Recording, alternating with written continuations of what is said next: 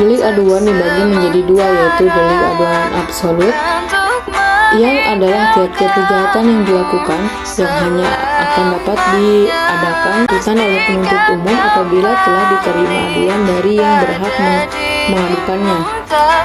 Kejahatan di sini dalam jenis delik aduan absolut seperti kejahatan penghinaan pasal 310 sampai dengan 319, kecuali penghinaan yang dilakukan oleh seorang terhadap seorang pejabat pemerintah yang waktu diadakan penghinaan tersebut dalam berdinas resmi. Si penghina dapat dituntut oleh jaksa tanpa menunggu aduan dari pejabat yang dihina. Kejahatan-kejahatan susila yang diatur dalam pasal 284, pasal 287, pasal 293 dan pasal 332.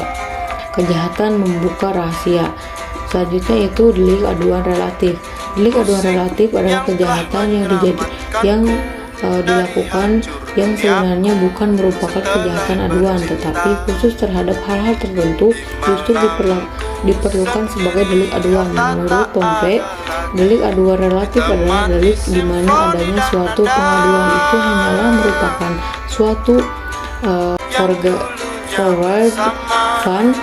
vervoorwaarde atau sesuatu syarat untuk dapat menuntut pelakunya, yaitu bila mana antara orang yang bersalah dengan orang yang dirugikan itu terdapat suatu hubungan yang bersifat khusus. Contohnya yaitu pencurian dalam keluarga, pemerasan dengan ancaman, penggelapan, penipuan,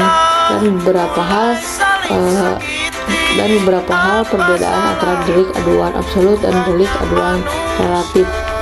Yakni perbedaannya, delik aduan relatif penuntutan dapat dipisah-pisahkan artinya bila ada beberapa orang yang melakukan kejahatan, tetapi penuntutan dapat dilakukan terhadap orang yang diingini oleh yang berhak mengajukan pengaduan. Sedangkan pada delik aduan absolut, bila yang satu dituntut, maka semua pelaku dari kejahatan itu harus dituntut juga.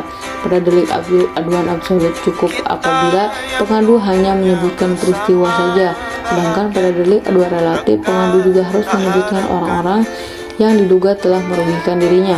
Pengaduan pada delik aduan absolut tidak dapat dipecahkan, sedangkan pengaduan pada delik aduan relatif dapat dipecahkan.